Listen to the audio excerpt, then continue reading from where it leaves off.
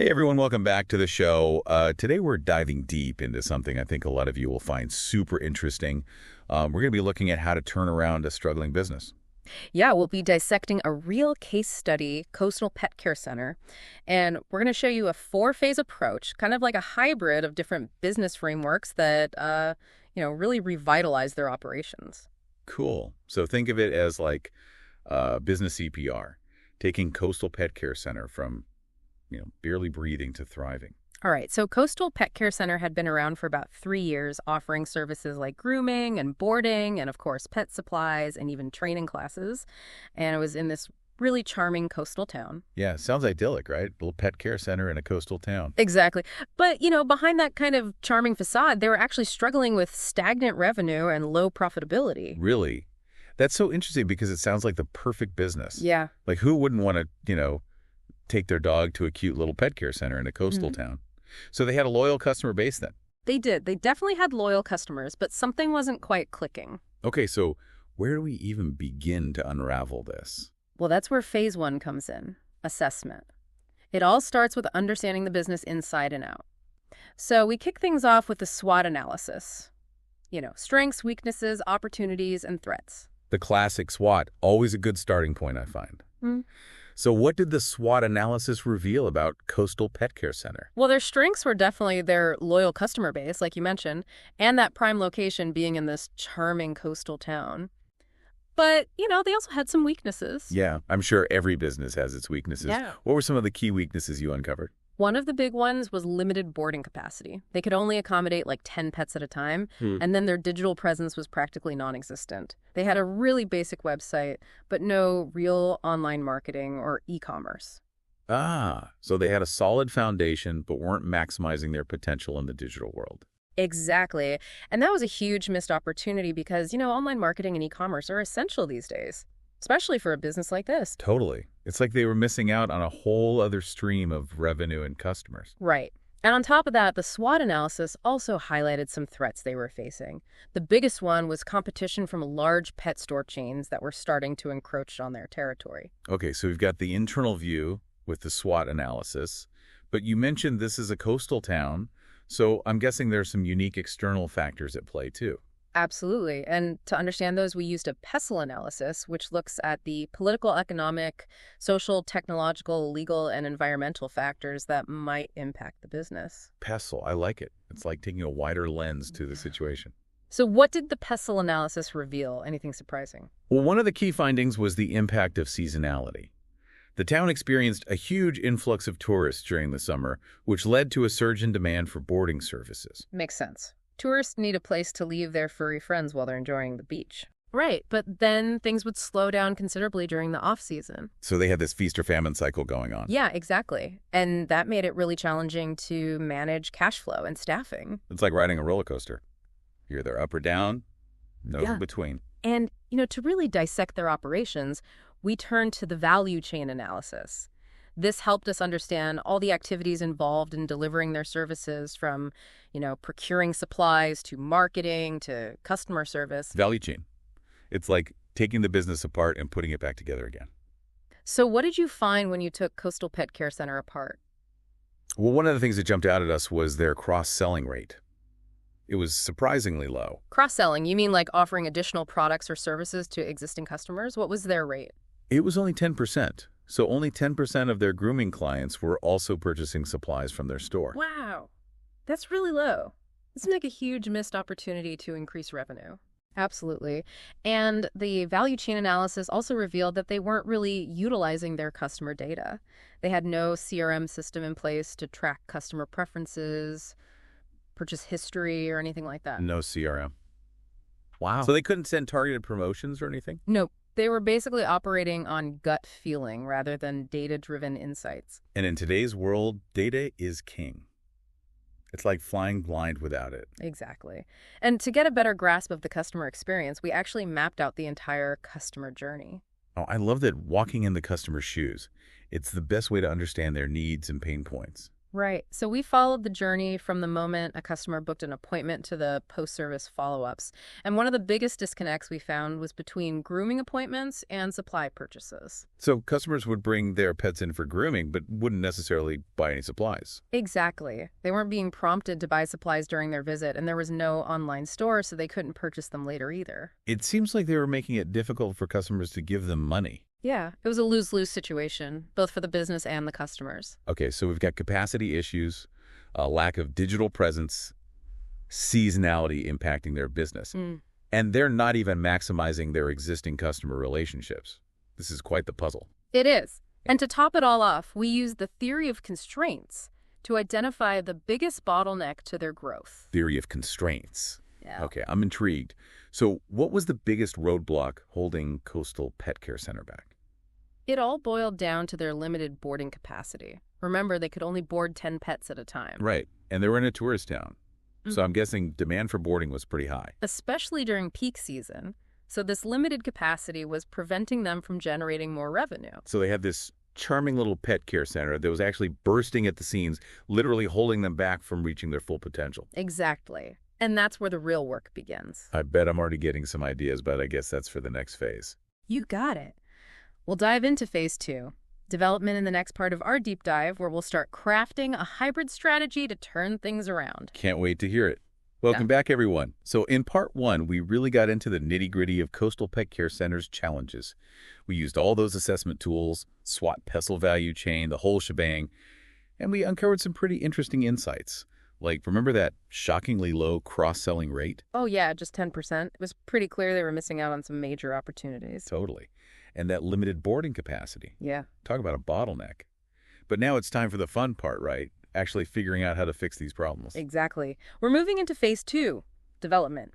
And this is where we get to blend all these strategic frameworks to create a roadmap for Coastal Pet Care Center's comeback. Okay, so we've got our diagnosis from phase 1. Now it's time for the prescription.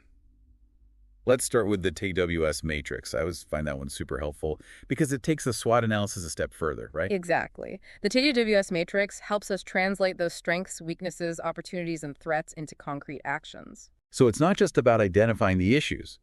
It's about figuring out how to leverage strengths to overcome weaknesses and capitalize on opportunities. Right. So, for example, Coastal Pet Care Center had this loyal customer base for grooming, but they were struggling with cross-selling those pet supplies. Yeah, I remember that was a big one. Only 10% of grooming clients were buying supplies. So how did the TOWS matrix help you tackle that? Well, we looked at ways to leverage their strength, those loyal grooming customers, to address that weakness. And the TOWS matrix guided us toward a solution.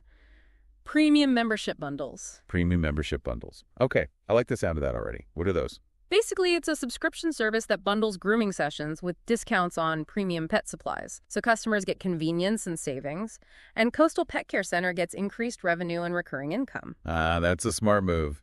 It's a win-win for both sides. And it tackles two problems at once: low cross-selling and unpredictable revenue. Exactly. And the TWS matrix helped us come up with other solutions, too. Like, remember those big chain stores that were threatening Coastal Pet Care Center? Oh, yeah. They were a big concern. They had the resources to undercut Coastal's prices and potentially steal their customers. Right. So we used the TOWS matrix to develop a strategy that leverages Coastal's strengths to counter that threat. So you fought fire with fire. In a way, instead of trying to compete on price for basic pet supplies, we decided to focus on what makes Coastal Pet Care Center unique: their premium positioning and personalized service. Okay, so how did you translate that into a strategy? We recommended partnering with local veterinarians to offer exclusive preventative care packages. These packages would bundle things like vaccinations, dental checkups, and premium pet food. Now, that's a great idea. It plays to their strengths and caters to pet owners who are looking for comprehensive care. Exactly. It's all about differentiation, creating a value proposition that those big box stores just can't match. So the TOWS matrix helped you develop a multi-pronged approach to address their key weaknesses and capitalize on opportunities. What was next in your strategic toolbox? Well, we needed to look at their business model as a whole. And that's where the business model canvas came in. This tool helped us visualize every aspect of their business, from their value proposition to their customer segments to their revenue streams. Okay, so it's like a blueprint for their entire operation. I'm picturing a big whiteboard with sticky notes all over it. Pretty much. And by using the business model canvas, we were able to identify areas for improvement and start brainstorming new ideas. So what changes did you make to Coastal Pet Care Center's business model using this canvas? Give us the highlights. Well, first we expanded their customer segments. Instead of just focusing on local pet owners, why not tap into the remote client base for virtual training and e-commerce? Expanding their reach beyond their immediate geographic location. I like it. Yeah, with virtual training and e-commerce, they could attract customers from all over the country. So you're essentially removing those geographical barriers and opening up a whole new market. Exactly. And then we revamped their core value proposition. Instead of just offering grooming, boarding, and supplies, we repositioned them as a pet wellness provider. Pet wellness. Okay, I'm intrigued. What does that entail exactly? It's about moving beyond those basic services and offering a more holistic approach to pet care. So things like those premium membership bundles, the vet partnerships, and a focus on preventative care. So they're becoming a one-stop shop for all things pet wellness. Not just a place to get your dog's nails trimmed. Right. And we also tackled their digital shortcomings in the business model canvas. We revamped their channels by adding a robust e-commerce platform, ramping up their social media presence with engaging content, and implementing email marketing for targeted promotions and communication. Wow, it sounds like you gave them a much-needed digital makeover. They've gone from a bare-bones website to a full-fledged online store, social media campaigns, and personalized email marketing. It was definitely time for them to catch up with the digital age. But with so many pet care businesses out there, how can Coastal Pet Care Center truly stand out from the crowd? I mean, everyone's offering grooming and boarding these days. That's a great question. And that's where the blue ocean strategy comes in. It's all about creating uncontested market space, carving out a niche where you don't have to fight tooth and nail with competitors. Okay, so we're not just trying to win the existing game. We're creating a whole new game where Coastal Pet Care Center has the home field advantage. How did you do that? We started by identifying what we could eliminate, reduce, raise, and create. Okay, the 4 actions framework, I'm familiar with this one, so walk me through it. We decided to eliminate competing on price for basic pet supplies. Let the big chains win that battle.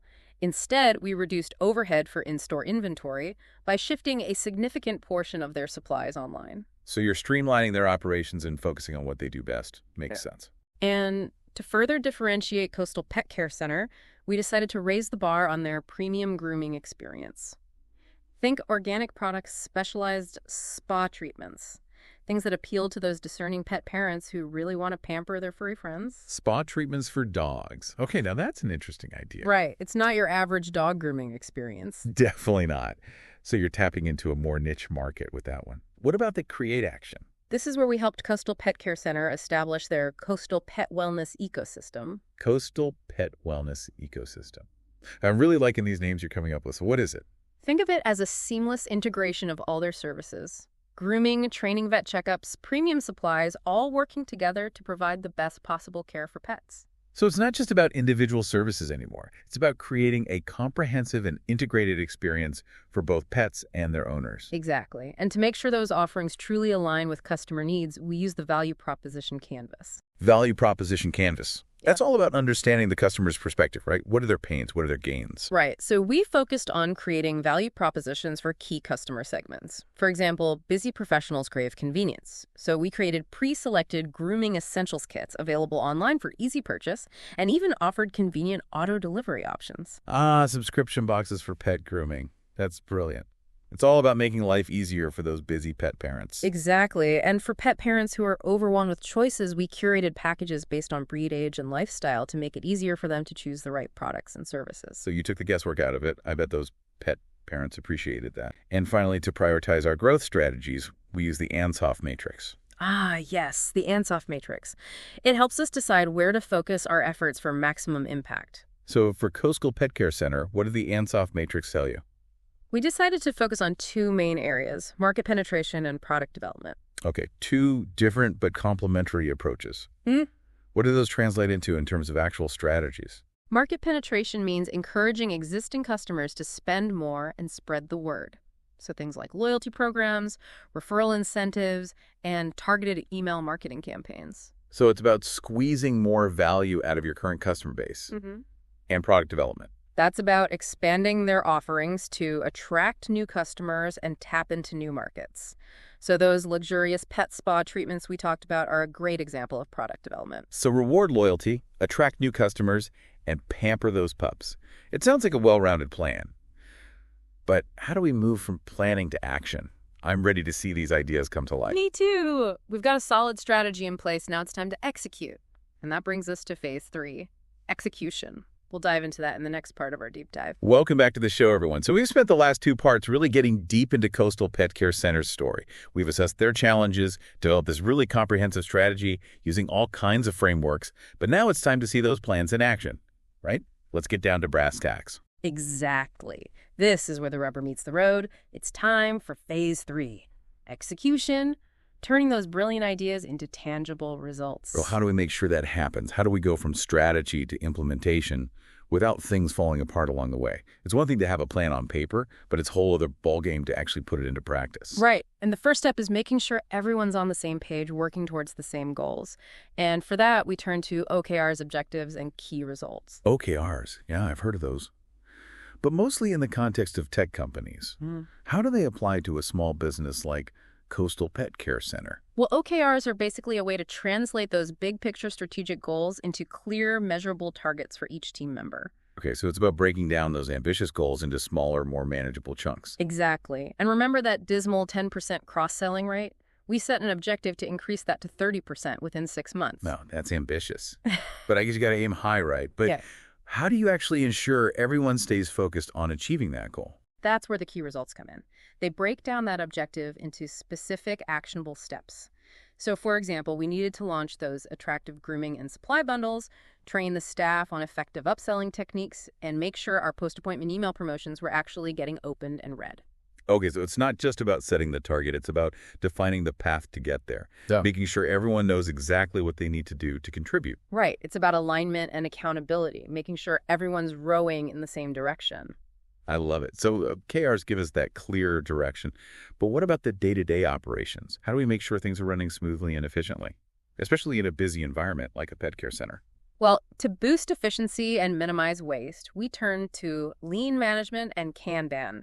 These methodologies are all about optimizing processes and creating a smooth flow of work. Lean management? Yeah. I've heard of that in the context of manufacturing, but not so much in the pet care industry. Yeah. How did you apply those concepts to Coastal Pet Care Center? We focused on 2 key areas: grooming appointments and inventory restocking. By implementing time block scheduling and just-in-time ordering, we could reduce wait times, minimize wasted time, and keep inventory costs down. Time block scheduling and just-in-time ordering. Okay. Okay, those make sense. It's all about streamlining the workflow. Right. And Kanban helped us visualize those optimized processes. It's basically a visual tool that uses cards and columns to represent different stages of a process. Ah, so you can see at a glance what needs to be done, who's responsible, and where things stand. Exactly. We created separate Kanban boards for grooming appointments and e-commerce order fulfillment. So everyone had a clear visual representation of the workflow. It's like those project management boards you see in tech companies, but for pet grooming and online orders. Exactly. And it really helped improve communication and accountability. Everyone knew what was expected of them and could easily track progress. Okay, so we've covered OKRs, lean management, Kanban. We're really getting into the nuts and bolts of execution here. But we can't forget about their digital transformation, can we? They had a lot of catching up to do in that area. Definitely not. And for that, we used the digital maturity model to guide Coastal Pet Care Center's evolution from a basic online presence to a fully integrated digital powerhouse. We helped them migrate to a robust e-commerce platform like Shopify, ramped up their social media game with engaging content, and implemented a CRM system to track customer preferences and personalize their marketing efforts. Wow, that's a complete digital makeover. They've gone from zero to hero in the digital world.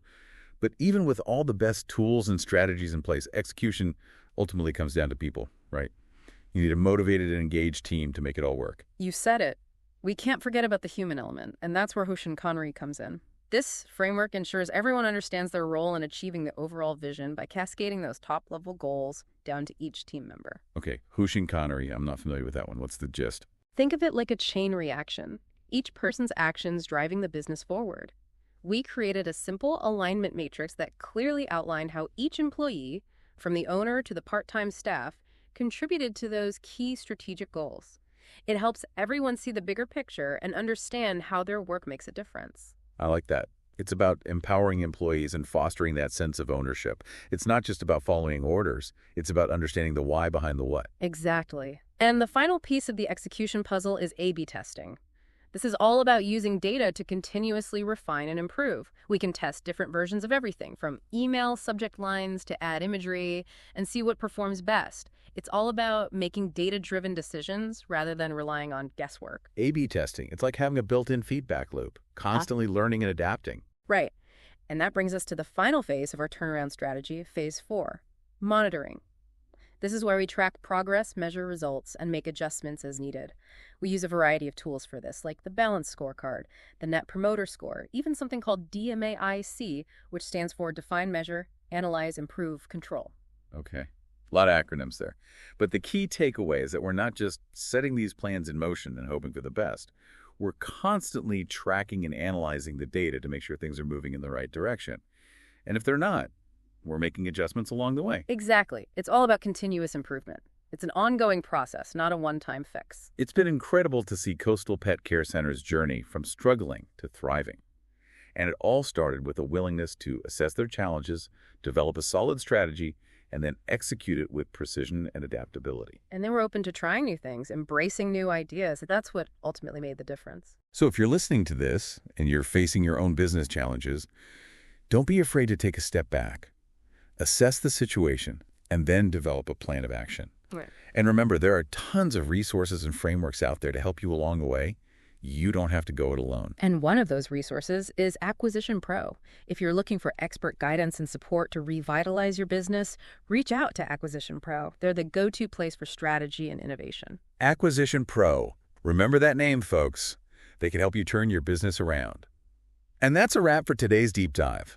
Thanks for joining us. We hope you learned a thing or two about turning around a struggling business. Until next time.